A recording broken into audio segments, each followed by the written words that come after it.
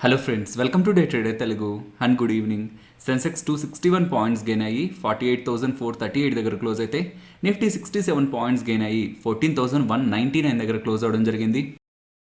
మార్కెట్లో ఉన్న important updates మాట్లాడుకునే దానికంటే ముందు ఈరోజు ఈవినింగ్ కేంద్ర ఆర్థిక శాఖ మంత్రి నిర్మలా సీతారామన్ గారు February 1st బడ్జెట్ని పార్లమెంట్లో ప్రజెంట్ చేస్తారంటున్నారు. అండ్ స్టాక్ మార్కెట్ రిలేటెడ్గా మాట్లాడుకుంటే ప్రీవియస్గా సెక్షన్ 80C ఇన్కమ్ ట్యాక్స్లో సెక్షన్ 80Cలో ఇప్పటి వరకు మెయింటైన్ చేస్తున్న 1,50,000ని ఆ లిమిట్ని పెంచుతారా, ఆ లిమిట్ని ఇంక్రీజ్ చేసే ప్రయత్నం కేంద్ర ప్రభుత్వం చేసినట్లయితే స్టాక్ మార్కెట్ రిలేటెడ్గా మనం పాజిటివ్గా చూడొచ్చు. అలాగే ఎల్టీసీజీ ఎస్టీసీజీ రిలేటెడ్గా కూడా ప్రీవియస్ బడ్జెట్ సెషన్స్లో కూడా ఏదైనా పాజిటివ్ అప్డేట్స్ వస్తాయని చెప్పి ఎక్స్పెక్ట్ చేస్తే అలాంటివి ఏవి కూడా ప్రీవియస్ బడ్జెట్ సెషన్స్లో అయితే రాలేదు.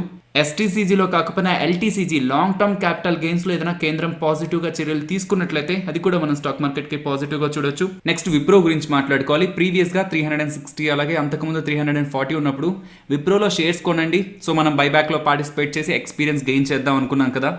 బట్ బైబ్యాక్ ప్రైస్ 400 ఈరోజు 406 దగ్గర ట్రేడ్ అవుతుంది. సో బైబ్యాక్లో ఎక్స్పీరియన్స్ కోసం మేము పార్టిసిపేట్ చేసాం, ఇప్పుడు క్యాన్సిల్ చేయొచ్చా అని కామెంట్ సెక్షన్లో అడుగుతున్నారు. ఎస్, మనం చేయొచ్చు. మీరు బైబ్యాక్లో పార్టిసిపేట్ చేయకూడదు అనుకుంటే క్యాన్సిల్ చేసి ఇన్ కేస్ మీకు ప్రాఫిట్ చాలు అనుకుంటే ఓపెన్ మార్కెట్లో సెల్ చేయొచ్చు, లేదు ఇక్కడ నుంచి కూడా హోల్డ్ చేస్తాం అనుకున్నా చేయొచ్చు.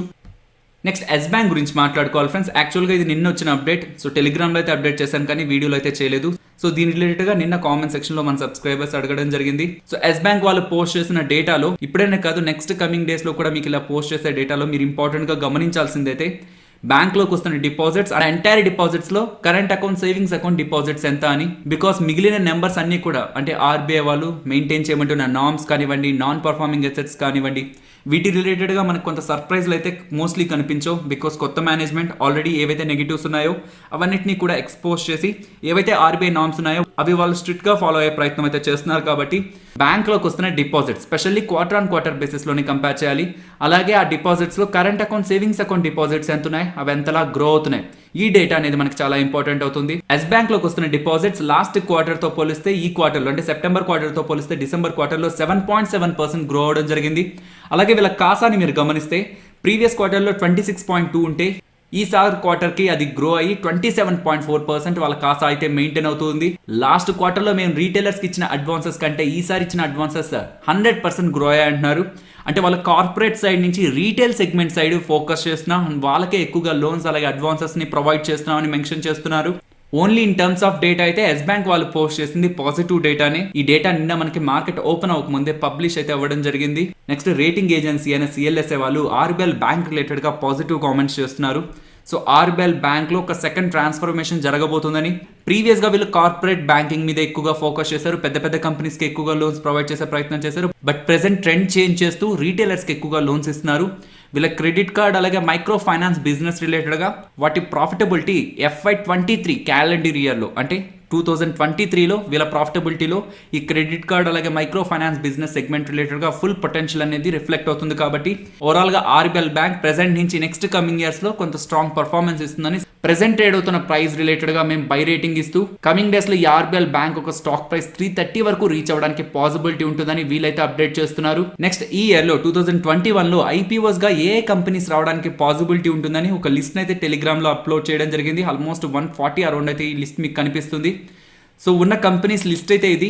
బట్ నేను ఎక్స్పెక్ట్ చేస్తున్న కంపెనీస్ సో మోస్ట్లీ ఈ మంత్ ఆర్ నెక్స్ట్ మంత్లో మనకి రావడానికి ఐపీఓస్గా రావడానికి పాసిబిలిటీగా ఉన్న కంపెనీస్ అయితే అందులో first IRFC Indian railway finance corporation, mostly అది ఈ మంత్ ఉండడానికి పాసిబిలిటీ ఉంది. అండ్ ఈ రోజే సెబీ వాళ్ళు ఇండిగో పెయింట్స్ 1000 crores ఐపీఓకి అప్రూవల్ అయితే ఇవ్వడం జరిగింది. Next RailTel, Suryoday Small Finance Bank, అలాగే హౌసింగ్ ఫస్ట్ ఫైనాన్స్, అలాగే Home First Finance Company, mostly ఈ IPOs as soon as possible market ని హిట్ చేయడానికి పాసిబిలిటీ ఉంది. నెక్స్ట్ ఫ్యూచర్ రిటైల్ గురించి మాట్లాడుకోవాలి ఫ్రెండ్స్. ఫ్యూచర్ గ్రూప్ సీఈఓ అయిన కిషోర్ బియానీ గారు ప్రెసెంట్ ఫ్యూచర్ రిటైల్ అలాగే అమెజాన్ అలాగే రిలయన్స్ ఇండస్ట్రీస్ రిలేటెడ్గా జరుగుతున్న ఇష్యూస్ రిలేటెడ్గా మాట్లాడుతూ ఫ్యూచర్ రిటైల్కి సంబంధించిన రీటైల్ ఆస్తుల్ని రిలయన్స్ ఇండస్ట్రీస్ వాళ్ళు కొనబోతున్నారు అండ్ దాని రిలేటెడ్గా డీల్ జరిగింది అనుకోని ప్రీవియస్గా అనుకున్నాం కదా.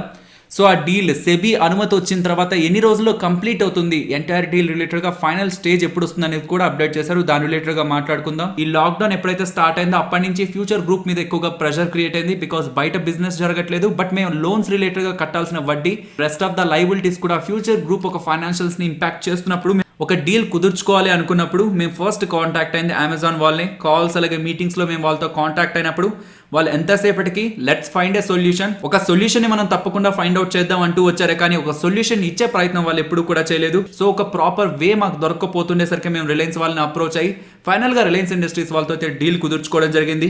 ఆల్రెడీ డీల్ రిలేటెడ్ గా కాంపిటీషన్ కమిషన్ ఆఫ్ ఇండియా వాళ్ళ దగ్గర నుంచి మాకు అప్రూవల్ వచ్చింది అండ్ మేము సెబీ అప్రూవల్ కోసం వెయిట్ చేస్తున్నాం. వన్ సెబీ అప్రూవల్ వచ్చిన తర్వాత ఎన్సీఎల్టీకి వెళ్తాం. అక్కడ కొన్ని అప్రూవల్స్ వచ్చినట్లయితే ఈ డీల్ అనేది ఫైనల్ స్టేజ్ కి వెళ్తుంది. బట్ మాకు కావాల్సింది ప్రెసెంట్ సెబీ ఒక అప్రూవల్.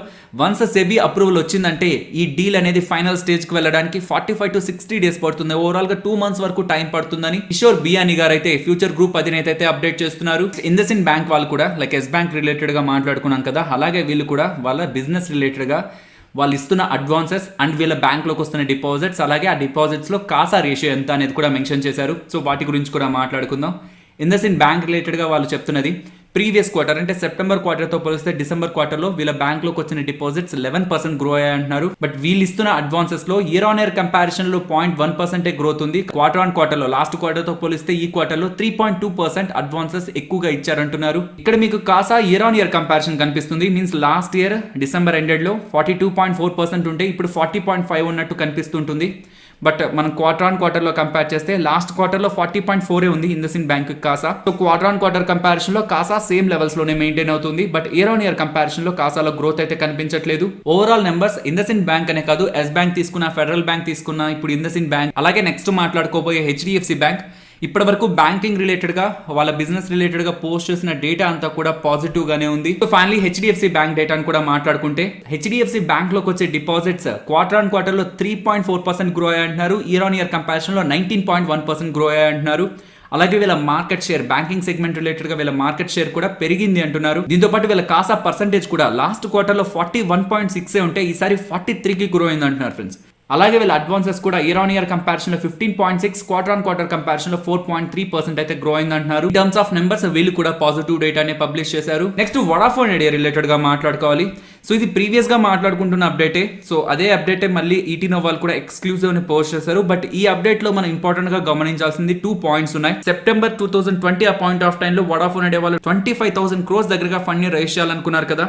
సో దాని రిలేటెడ్గా రీసెంట్ టైమ్స్లో multiple global private equity players investment చేయడానికి రెడీగా ఉన్నారని అండ్ ఆ ఇన్వెస్ట్మెంట్స్ ఫైనల్ స్టేజ్లో ఉన్నాయని మనం రీసెంట్ టైమ్స్లో కూడా మాట్లాడుకున్నాం. సో అదే వీళ్ళు మెన్షన్ చేస్తున్నారు. బట్ దాంతోపాటు వీళ్ళు మెన్షన్ చేస్తున్నది 25,000 crore ఫండ్ రైజింగ్ లో వీళ్ళ ప్రమోటర్స్ కూడా అంటే ఐడియాకి సంబంధించిన బిర్లా గ్రూప్ వాళ్ళు అలాగే వడాఫోన్ గ్రూప్ వాళ్ళు కూడా ఈ ఫండ్ రైజింగ్ లో పాల్గొనడానికి అవకాశం ఉందనేలాగా ఎకనామిక్స్ టైమ్స్ వాళ్ళైతే అప్డేట్ చేస్తున్నారు. ప్రైవేట్ ఈక్విటీ ప్లేయర్స్ పెట్టే పెట్టుబడుల కంటే కూడా ప్రమోటర్స్ ఒకవేళ యాక్టివ్గా ఇన్వెస్ట్మెంట్స్ చేస్తున్నట్లయితే వాళ్ళు ఆ బిజినెస్ ని కమింగ్ డేస్ లో ప్రాఫిటబుల్ గా తీసుకువెళ్తారనే నమ్మకం ఉంటేనే వాళ్ళు ఆ ఫండ్స్ ని ఇన్ఫ్యూజ్ చేస్తారు. కాబట్టి ప్రమోటర్స్ తీసుకొచ్చే డబ్బులు రిలేటెడ్ గా స్టాక్ మార్కెట్ ఎప్పుడు కూడా పాజిటివ్ గా తీసుకుంటుంది. నెక్స్ట్ నిఫ్టీ అలాగే bank Nifty support and resistance మాట్లాడుకుందాం ఫ్రెండ్స్. నిన్నటి వీడియోలో మనం మాట్లాడుకున్న రెసిస్టెన్స్ నిఫ్టీ రెసిస్టెన్స్ 14,210 అండ్ ఈ రోజు నిఫ్టీ హైయెస్ట్ 14,215.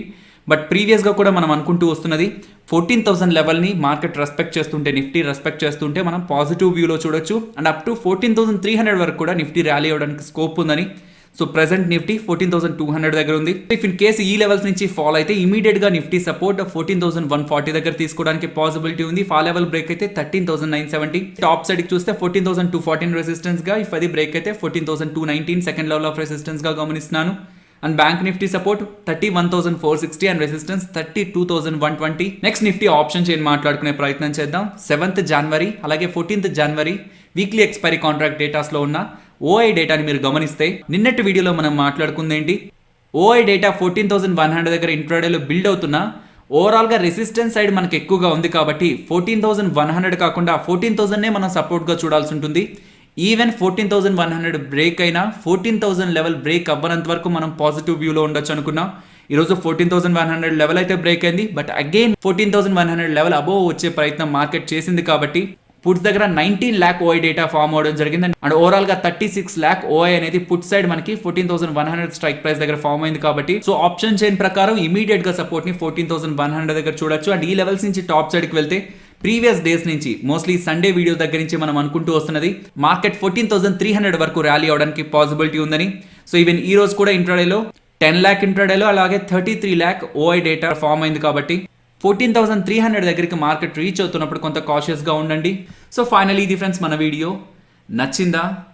నచ్చితే వీడియోని లైక్ చేయండి ఫ్రెండ్స్. అండ్ ఈ వీడియో మన వాళ్ళకి యూజ్ అవుతుంది అనుకుంటే తప్పకుండా షేర్ చేయండి అండ్ మన ఛానల్ని సబ్స్క్రైబ్ చేయనట్లయితే ఛానల్లో ఉన్న వీడియోస్ని ఒకసారి చూడండి ఫ్రెండ్స్. ఆ వీడియోస్ మీకు నచ్చితే ఛానల్ని సబ్స్క్రైబ్ చేసి పక్కనే ఉన్న బెల్ ఐకాన్ క్లిక్ చేయండి. మరొక ఇంట్రెస్టింగ్ వీడియోతో మళ్ళీ మీ ముందుకు వస్తాను. అంతవరకు టేక్ కేర్. జై హింద్.